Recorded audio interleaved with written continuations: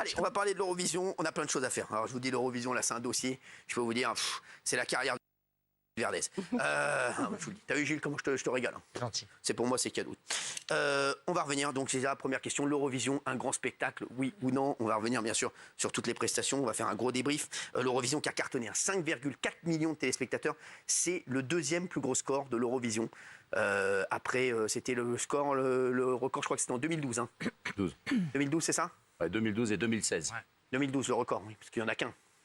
Oui. Donc c'est 2012 le record, oui, parce qu'ils n'ont pas pris avant. Oui, c'était 2012, donc je crois que le record c'est 2012. Ah oui. Hein. Voilà. Avec Patricia Cass, je me rappelle, c'était en Russie. Et bon, là, en tout cas, ça a cartonné, ça a fracassé The Voice, ça a fracassé NCIS, ça a fracassé même France 3, hein, qui a bien marché quand même avec 3 millions, mais ça a été compliqué. Alors, on va commencer tout de suite avec toutes les rigolades. À l'Eurovision, il y a un peu des gens qui chantent, mais il y en a surtout un sacré paquet qui hurlent, on va pas se mentir. Les mecs sont là pour hurler, il y en a beaucoup, on les voit pas de l'année, les gars, c'est l'Eurovision, ils sortent, là, ils mettent une tenue flashy et puis ils y vont. Alors, pour vous faire kiffer, pour faire kiffer vos oreilles, on vous a fait une petite compile. Regardez, franchement, vous allez voir, ça va secouer. Montiel, tu vas te réveiller là, tu vois.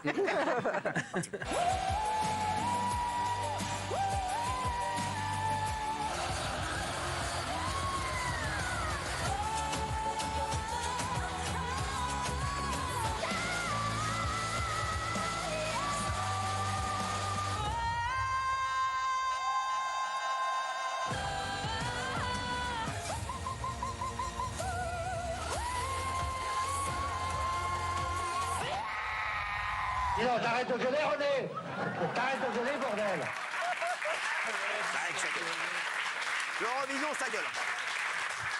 Je veux dire que, non mais c'est vrai, Mickaël, il y avait beaucoup de mecs qui gueulaient. On donne de la voix, c'est une compétition. Mais là quand même, là, c'est un chant, il faut donner de la voix. quand même, les mecs, ils y vont, quoi. Ah, il y en a, effectivement, il y a de sacrés phénomènes. Non, mais quand on pense, c'est un concours qui existe depuis le 24 mai 1956. Au départ, ça a été créé par la télévision suisse pour simplement mettre en valeur les chansons d'une manière de grande qualité. Pour stimuler les ventes. Ils étaient 7 participants au départ. Ils chantaient chacun 2 titres. Et aujourd'hui, le concours n'a plus rien à voir. Depuis une quinzaine d'années, en fait, c'est une vitrine. Non mais, vous êtes d'accord, Cyril? J'ai l'impression que vous êtes sur un ballon sauteur. Ça rebondit, Et en fait, non mais ça n'a plus rien à voir. Aujourd'hui, c'est une vitrine et c'est une bonne vitrine pour toutes les grandes causes. Et pour moi, je trouvais le show magnifique. On va en parler du show, t'inquiète pas. Vraiment. Alors, l'autre truc qu'on a pu découvrir tout au long de la soirée, c'est les looks des candidats. Il y en a quelques-uns, ils pourraient, franchement, même Daniel pourrait les relooker, regardez.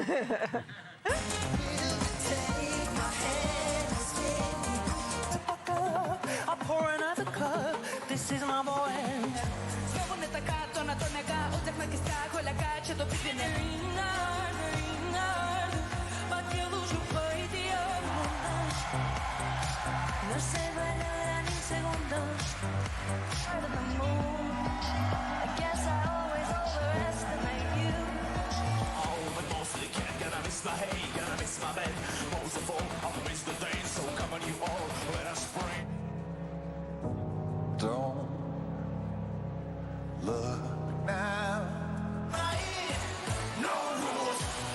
How I live, how I fight to live beneath my wings.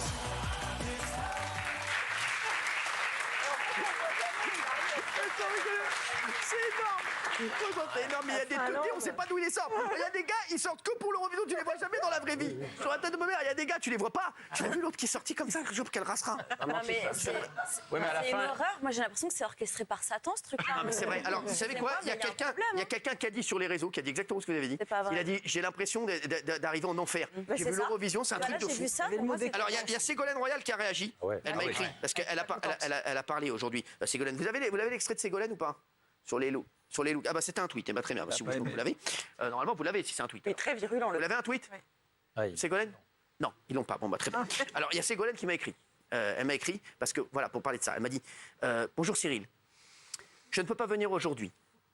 Mais voici une précision sur ce que j'ai dit, Cyril. L'exhibitionnisme sexuel est puni par la loi.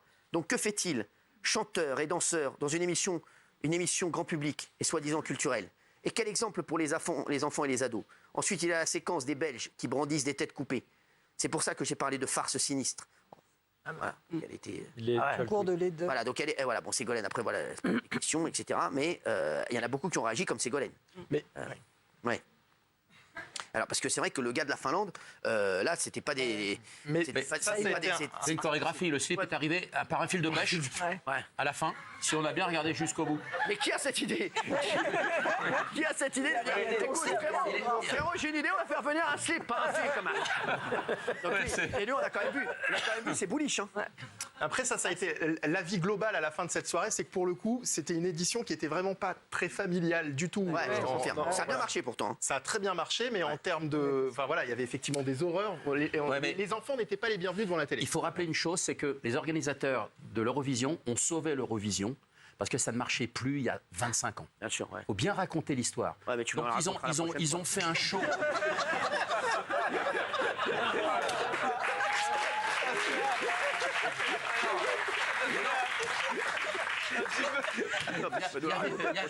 Il n'y avait plus d'audience il y a 25 ans, ça ne marchait plus. On regardait plus les chanteurs, c'est fini. Et d'un seul coup, ils ont amené ce show et ça a relancé la Tu nous machine. as tués aujourd'hui. Merci Patrick. Dans un instant, on va revenir donc sur les meilleures prestations du concours de l'Eurovision. Vous allez voir, on vous présentera les Munchkins de la soirée. Et puis Slimane aurait dû gagner pour moi. Ah oui. Ah oui. On va revenir bien sûr Formidable. sur toutes les polémiques de l'Eurovision et Dieu sait qu'il y en a eu. On verra sur tout ça, on vous racontera tout parce que là, Mickaël, c'est un spécialiste et Fabien, vous l'avez vu, c'est pas seulement un historien de l'Eurovision, c'est aussi quelqu'un qui est dans le métier, dans le business. À tout de suite.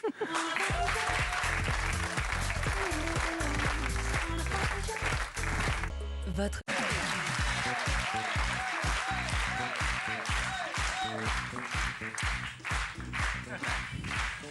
Merci d'être avec nous, il est 20h45. Restez avec nous, ça va secouer. Hein. Je peux vous dire, on va parler de l'Eurovision là.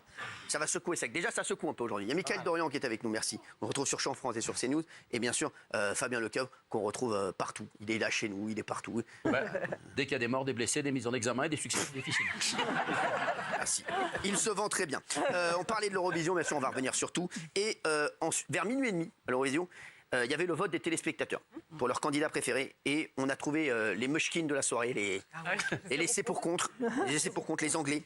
Sachez qu'ils ont eu 0 point du public.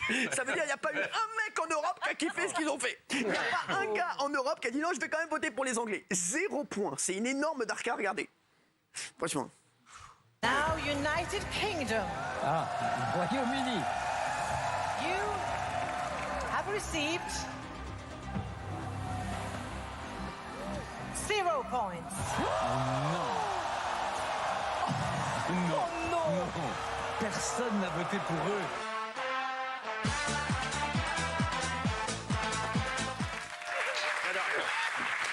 J'adore parce que même les mecs, on leur dit 0 point. Sur la tête, les mecs sont comme des oufs. Maintenant, ils ont eu 0 point. Il n'y a pas un gars en Europe qui a voté pour eux. Frère, ils sont comme des oufs. Alors, dans la délégation française aux côtés de Slimane, il y avait Alexandra Redamiel. Alors, c'est la directrice des divertissements de France Télévisions. Alors, directrice des divertissements de France Télévisions, sachez que c'est son seul travail de l'année, c'est l'Eurovision. Elle fait que ça. Alors, je vous dis. Donc, forcément, elle se dit, je vais mettre le paquet. Elle se coiffe, elle est contente d'y aller. C'est le seul moment où on la voit, c'est le seul moment où elle travaille. Donc, l'Eurovision, c'est son seul truc de l'année. Je la connais. Je peux vous dire, voilà. Donc, elle ne fout rien de l'année, mais l'Eurovision, elle arrive, elle dit, ah, enfin, il y a l'Eurovision. Il la paye toute l'année juste pour qu'elle fasse l'Eurovision. Donc, elle est contente, elle va à l'Eurovision, elle est contente, elle monte sa ganache. Et comme on ne sait pas, je vous avais dit qu'il fallait ça allait secouer ça. C'est bon là. Et on ne sait pas si elle était là pour le soutenir, pour prendre un peu la lumière. Parce que tous les plans où il y avait Slimane, on la voyait. Donc on ne prend pas, elle était là. C'est comme les relous, tu sais, qui sont sur toutes les photos comme ça. Voilà, donc on l'a vue. Elle a montré à Delphine Ernotte, la patronne de France Télévisions, qu'elle avait travaillé une fois dans l'année. Ça fait du bien. Elle est partie en Suède. Et puis voilà, regardez. Bonjour mon amour. Avec Slimane. Et voyez la belle Alexandra Redamiel à côté.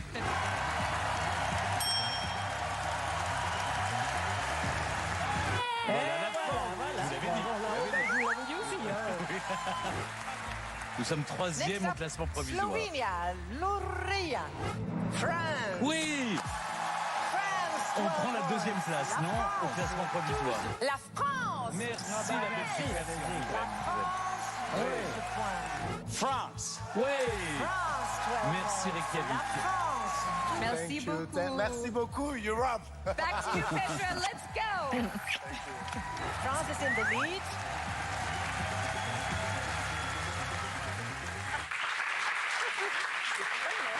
Elle voulait absolument qu'on la voie. J'étais content de voir mon ami Saïd Boussif et bien sûr Slimane, on va en parler, qui a été extraordinaire. Slimane, qu'est-ce que je l'aime ce mec. Mais l'autre, alors voilà, bon, elle a montré sa ganache, elle était contente. Hier matin, elle a été au marché, elle a signé des autographes sur des aubergines, elle est contente. Alors, le grand gagnant de cette édition, donc c'était Nemo, hein, pas le poisson, hein, le chanteur. Donc c'est le candidat suisse, donc on est content pour la Suisse, bravo la Suisse. Et tout le monde, on doit préciser, parce qu'il est non-binaire. Oui. Moi je croyais que c'était un problème de maths, non-binaire. Je pas compris au départ. Je croyais je croyais que c'était une équation, j'ai dit qu'est-ce que c'est que ces conneries, je croyais que c'était un prof de maths. Après on m'a expliqué, je dis ah d'accord, excusez-moi, bon bah très bien, moi chacun fait ce qu'il veut, moi je suis heureux. Tu sais, je veux dire, si les gens sont heureux, je suis heureux. Et donc, alors comme Yael a gagné, Yael rechante avec son trophée en verre, et Yael, eh ben, elle a cassé le trophée. Regardez. Ah ouais.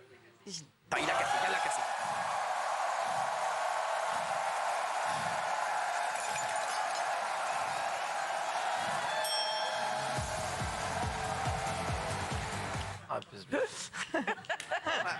Ça arriverait.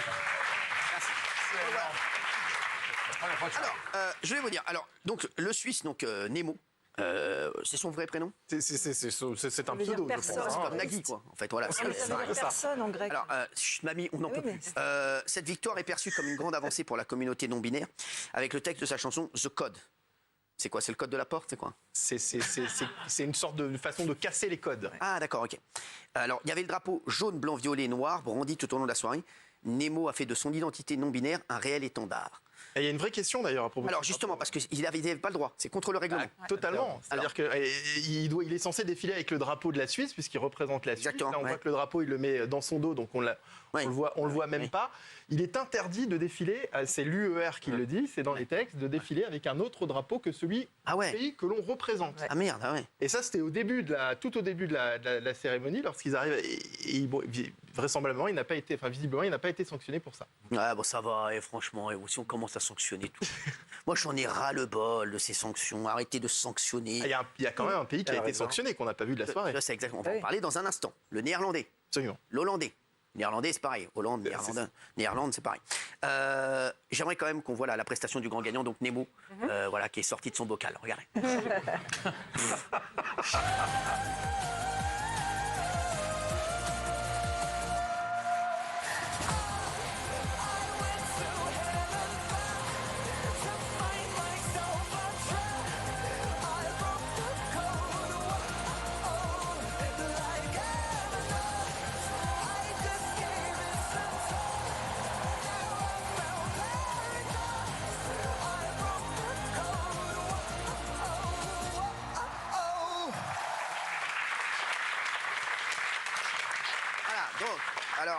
Donc, et c'est lui qui a gagné.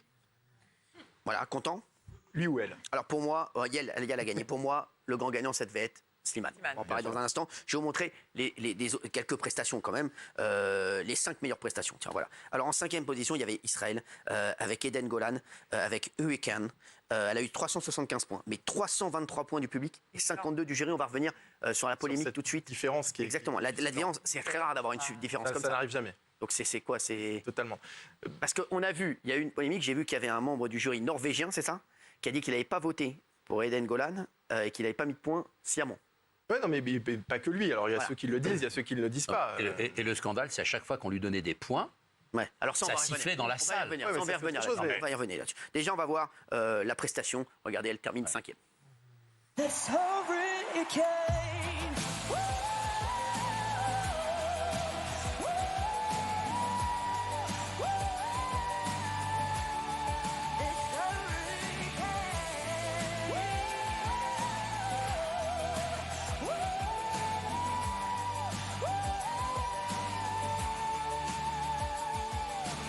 צריך מילים גדולות, רק תפילות, תפילה ושאלות, תמיד אתה משאיר לי אור אחד קטן. C'est fini 5e. On va revenir, bien sûr. Dans un instant, on va revenir sur toutes les polémiques de l'Eurovision. On va vous parler de tout ça et on va vous dire ce qu'on en pense. Ça a secoué. 4e, il méritait beaucoup mieux. Slimane. Franchement, il a été exceptionnel. Pour moi, et je le dis pas parce que je le kiffe. Slimane aurait dû gagner, je suis désolé. Non, mais c'est le vrai gagnant, parce que là, on a voté pour une chanson. Ouais. Et c'est un excellent titre. Exactement. Pour moi, c'est le vrai gagnant de la soirée. Ouais, pour moi aussi. Ouais, pour moi, c'est lui et Absolument. Nemo. Oui. Il y en a 3 en fait, c'est Nemo, Eden et Ouais. Slimane. Alors, il aurait pu finir 3e, hein, Slimane. Il est passé à ça, puisque c'est l'Ukraine qui a. C'est à ça de ma mère, je sais. Non mais je sais. passé à ça. Non, mais. Parce qu'il n'a pas eu beaucoup de votes du public. Non, mais c'est surtout. Pas moins que l'Ukraine Non, et, pas et la beaucoup. Croatie. De vote du jury aussi, surtout. Ouais, ouais. En fait, le jury qui vote la veille, et en fait, le jury de professionnels vote la veille, ne Ah vote ouais. pas sur la prestation qu'on voit le samedi soir, absolument. Et la veille, Slimane a raté sa prestation. Non, ah ouais, merde. était meilleur. là. Notamment sur la partie où il chante Oui, à il éloigne cappella. le micro. Ouais, Il éloigne le ouais, micro, c'était il a extraordinaire. chanté. Moi, je vais te il a dire, faux. Slimane ne rate jamais sa prestation. Non, mais- Slimane, alors, il a été exceptionnel. Pour moi, c'est la meilleure prestation de la soirée. Ah oui, En oui. direct, ça a été le meilleur. Incroyable. Franchement, bravo mon Slimane, que j'embrasse, qui était très ému d'ailleurs qu'on le soutienne, hein, comme ça, sachez-le. Vraiment, je l'ai soutenu. Alors nous, on ne pouvait pas voter pour la France, parce que la Français ne peut pas voter pour un Français. Imaginez si c'était comme ça au présidentiel. Peut-être pas plus mal, hein. Peut-être pas plus mal. Regarde, on y va. C'est bizarre.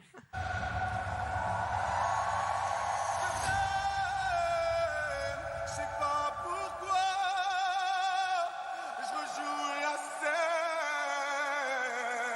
mais c'est toujours la même fin qui recommence. Tu n'entends pas ma peine. On en fait quoi? Est-ce que tu m'aimes?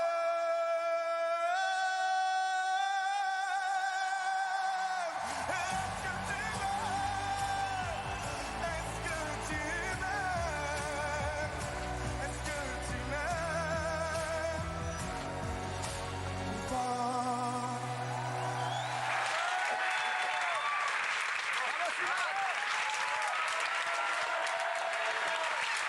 Je veux dire, pour moi, et je le dis, hein, c'est le meilleur qu'on a eu à l'Eurovision depuis longtemps. l'histoire. Après, à part Marie-Myriam qui avait gagné, mais voilà, les deux, encore, et voilà. Et Amir, pour moi, Amir était excellent. ouais, ça. mais 2016. plus belle prestation, Slimane, je te c'est jure. incroyable. Je trouve que c'était incroyable. Ouais. Vraiment, On avait des sur la tête frissons. de ma mère, je vais à la bar mitzvah de mon fils, celui-là.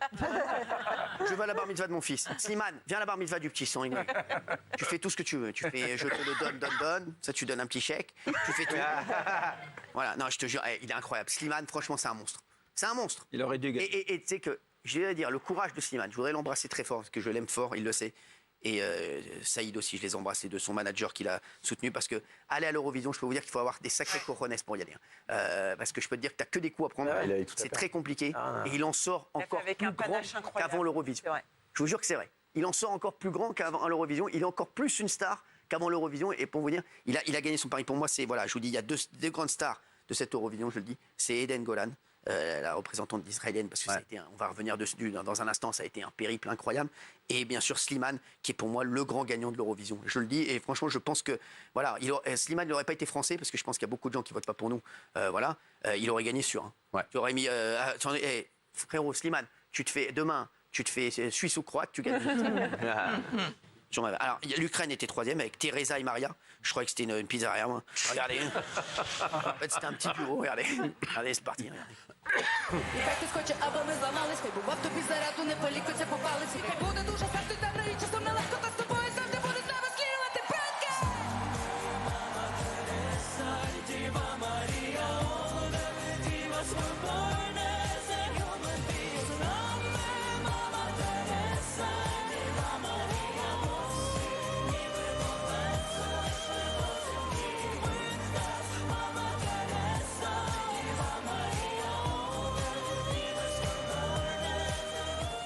C'est insupportable.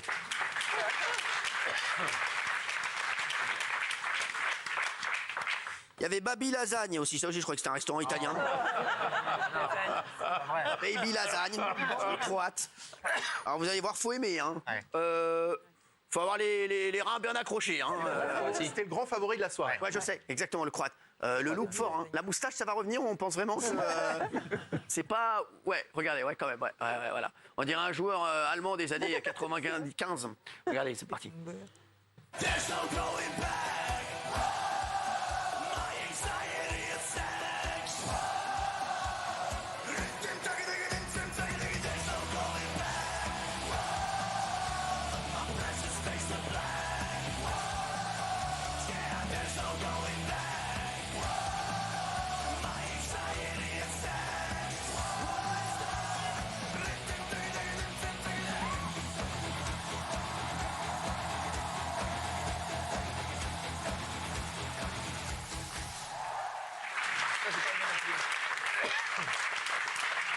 Ah ouais.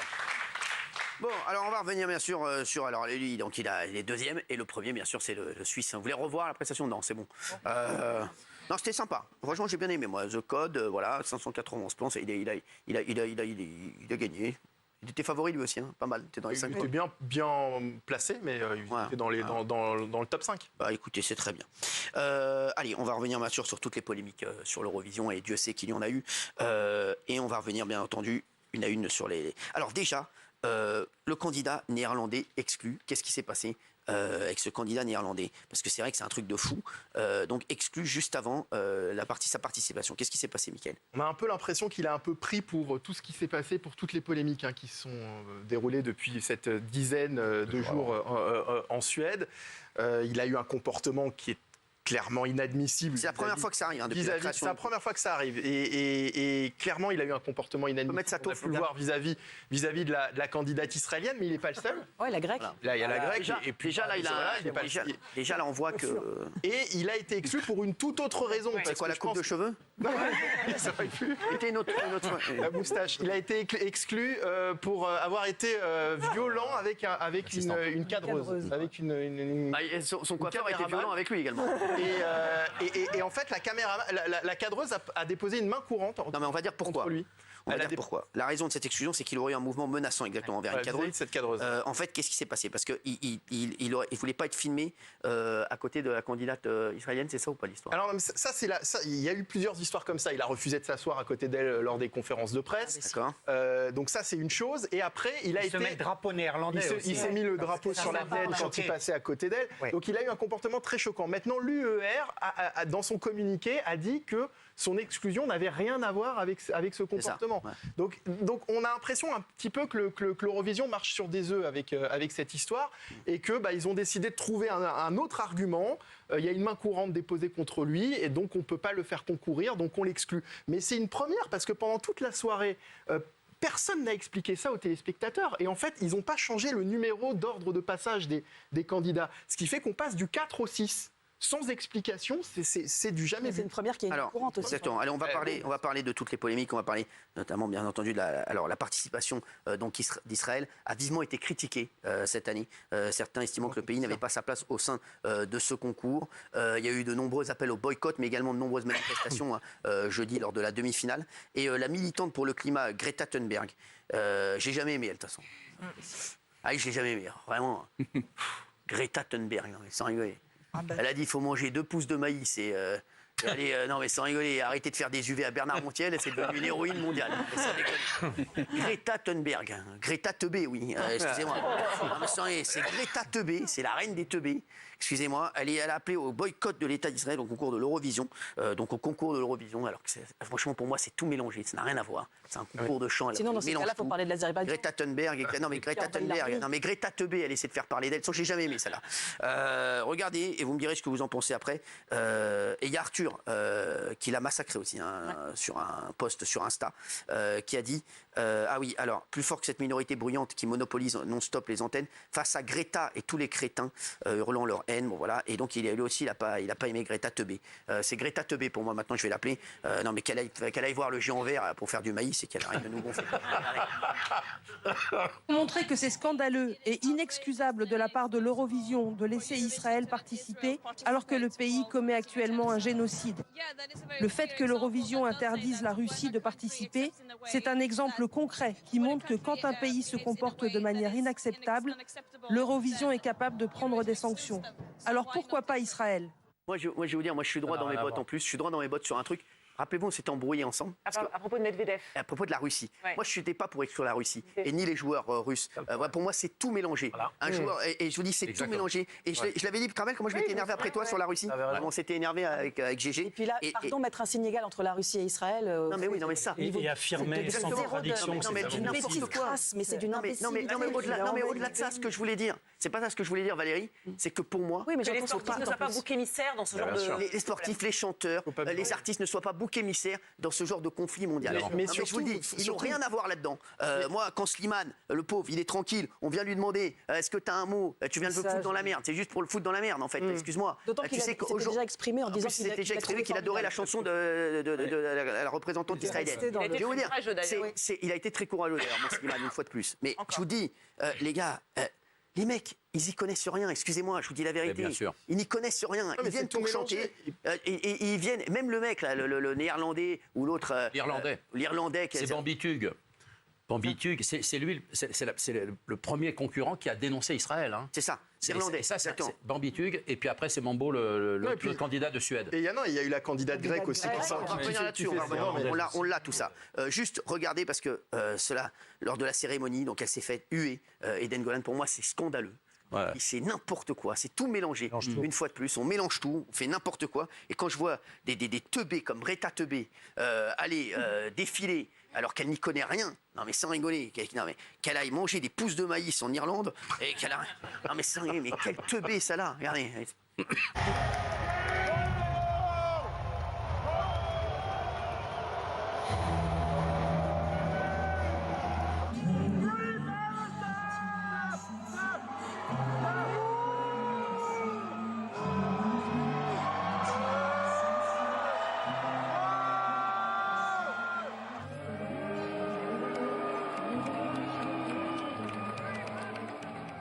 Alors, c'est important parce que les huées qu'on entend là, on les a pas autant entendus à la télévision. Mais c'est vrai. Alors évidemment, il s'accentue sur la fin de la chanson parce que c'est au moment où elle chante en hébreu.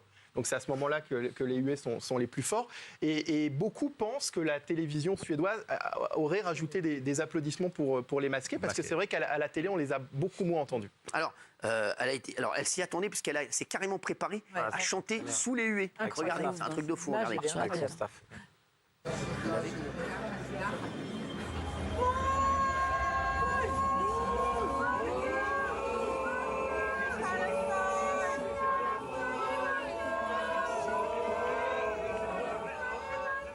Cette image est incroyable, excusez-moi. C'est fou. C'est révoltant. À quel moment on trouve normal qu'une gamine de 20 ans qui vient chanter soit escortée par 100 policiers, qu'on lui interdise de sortir de sa chambre d'hôtel parce qu'elle risque de se faire lyncher. Enfin, à quel moment on trouve ça normal? Et ça a été relayé par vos amis de la LFI encore. C'est Gugus de la LFI. Non mais c'est Gugus de la LFI qui ont demandé à ce qu'elle soit sortie du concours. Les Gugus de la LFI qui font dès qu'il y a une connerie à faire, ils sont obligés de la faire. Non mais sans rigoler, ils ne connaissent pas les règles de l'Eurovision. C'est militante pour la paix en plus. Mathilde Panot qui a appelé à voter Slimane. Alors c'est formidable d'appeler à voter Slimane, sauf qu'en France on peut pas. Elle n'y connaît rien, Mathilde Panot. Elle s'appelle Panot, elle tombe toujours dans le panneau. Non mais ah oui, Mathilde Panot, c'est pour ça qu'elle s'appelle Panot. Hein. Tu sais, c'est les ancêtres. Hein. Je te le dis, bah oui. Mathilde Panot. Surtout cette jeune fille, quel rapport elle a avec la politique de Benjamin Netanyahu? Gilles Verdez. De grâce. Mais quel rapport? Ne mélangeons pas tout. En plus, c'est une militante pour la paix. Elle s'est jamais exprimée sur... Alors oui. Moi, je suis entièrement d'accord et c'est très bien qu'Israël participe. Je ne suis pas pour le boycott. Ça, je ne transige pas là-dessus. Après, il ne faut pas être dupe. L'Eurovision, ce n'est pas un concours de chansons, c'est un concours de géopolitique. On le dit ici depuis des années. C'est de la politique. Donc il est tout à fait normal pour moi que, par exemple, quand on est voté pour l'Ukraine, qu'ils aient gagné, ils étaient nuls, on a voté pour eux, je trouve ça formidable. Et on a le droit aussi de faire une manifestation pro-palestinienne. Non, c'est un concours de chant. Non, c'est pas vrai. C'est de la politique. Tu dis n'importe quoi.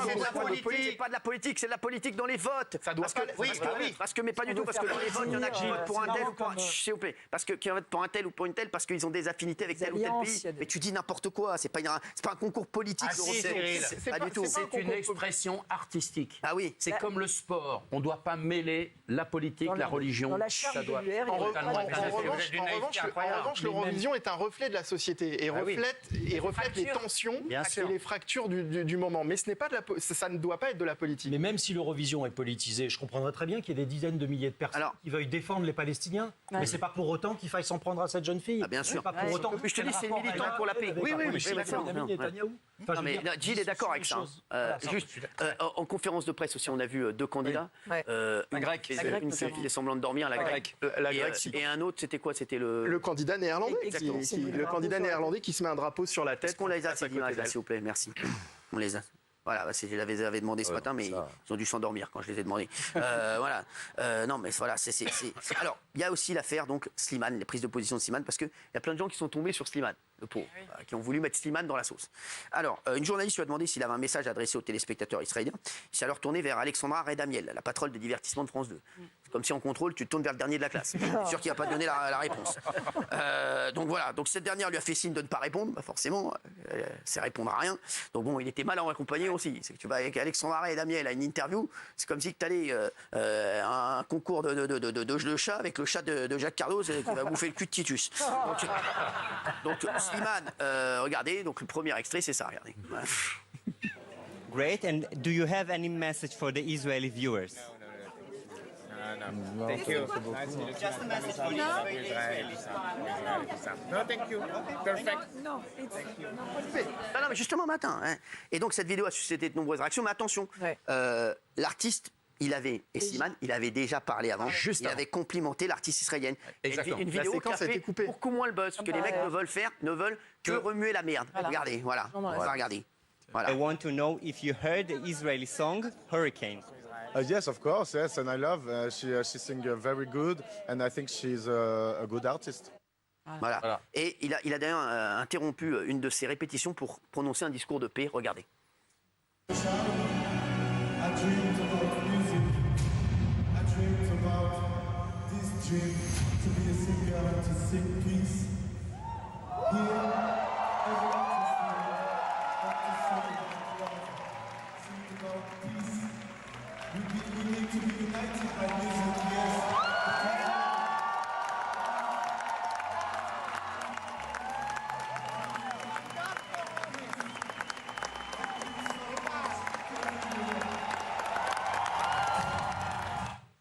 Alors, donc il y a une chaîne flamande aussi qui a interrompu la diffusion du programme. Hein. Qu'est-ce que vous en pensez de ça, Gilles Verdet? Oui, moi je suis quand même étonné de la réaction de Slimane à la deuxième question, parce qu'on a l'impression quand même qu'il fuit. Arrête un peu, de mettre Slimane dans la sauce. Tu sais quoi? T'es plus dans la sauce que Slimane, je te le dis. Il vient de répondre. Il vient de répondre. Non mais alors, bien sûr, qu'est-ce qu'il va dire? Arrête un peu. Occupe-toi de toi. Tu sais quoi? T'as dit des trucs beaucoup plus graves dans l'émission que Slimane là. Donc je te le dis. Occupe-toi de toi. Vous me demandez mon avis? Non, je te demandais ton avis sur la chaîne flamande qui a interrompu la diffusion du programme. Ça c'est honteux. Voilà, d'accord. Mais ça c'est honteux. Là-dessus, je suis. Et l'artiste suédois, Eric Saadé. Mais moi, je trouve ça honteux. Si on n'est pas content qu'il y ait Israël, on n'y va pas. Voilà. Ils n'y vont pas, c'est tout. Si le Néerlandais, il se met son drapeau sur la tête, il déshonore son pays. Il y a le Suédois également. Le Suédois, il avait un kéfier autour du poignet, en fait. Le Malmo Arena, il s'appelle. Voilà. Malmo Arena, il s'est mis le kéfier sur la tête. Ça, c'est interdit, en fait. Ah oui, la charte de l'UER dit pas de politique, pas de signe. Ils ont même la jeune femme qu'on a vue tout à l'heure. Ça te prouve bien que c'est pas un concours politique. Bah oui, c'est dans la charte de Dans les votes, il y a de la géopolitique, parce que forcément, il y a des affinités entre tel ou tel pays, mais c'est pas un concours politique, c'est un concours de chant entre différents pays de l'Europe. Donc tu dis n'importe quoi. Non, mais Cyril, si la candidate israélienne a reçu si peu de votes du jury, c'est qu'elle a été boycottée politiquement. Bien sûr, Et tu répètes exactement ce que je viens de dire. Et si le public l'a plébiscité, c'est aussi un vote politique. Ben non, les deux sont politiques. Parce qu'elle méritait honnêtement. Je pense que le vote du public, c'est une façon de répondre à tout ce qui s'est passé. Donc c'est politique. Donc c'est politique. Mais non, pour une fois, là-dessus, c'est politique. C'est une façon de dire, elle n'a rien à voir avec une jeune artiste qui a 20 ans qui ne fait pas de politique, justement. Et c'est ça qui est inadmissible. C'est que c'est une jeune fille qui prône la paix, qui est là pour chanter une chanson qui rend hommage à des victimes. Et elle est huée sur une chanson qui rend hommage à des victimes. Elle est victime de la politique, c'est ça que je veux dire. C'est à vomir en réalité. Alors, c'est sûr. Alors, bien entendu, alors il y a les amis de tes amis là, de LFI là, Manuel Bompard, pas mes amis, le génie des Carpates, le génie des génies. Donc il a dit, alors il a pris BFM parce que BFM, il y a Mathilde Panot déjà. Des voix du monde entier s'élèvent pour exiger le cessez-le-feu. Pourtant l'Eurovision reste silencieux au nom de la paix et de l'amour pour la culture que nous, députés de pays européens, eurodéputés, artistes et citoyens, appelons à exclure Israël de l'Eurovision. Nous ne laisserons pas la Palestine disparaître. Alors, pas de rapport. Mais quel rapport? Personne ne veut que la Palestine disparaisse. Non, mais qu'est-ce qu'elle raconte? Parce qu'il y a une jeune fille de 20 ans qui chante, la Palestine va disparaître, mais qu'est-ce qu'elle raconte? Je vais vous dire, C'est mais n'importe quoi. en hommage à tous les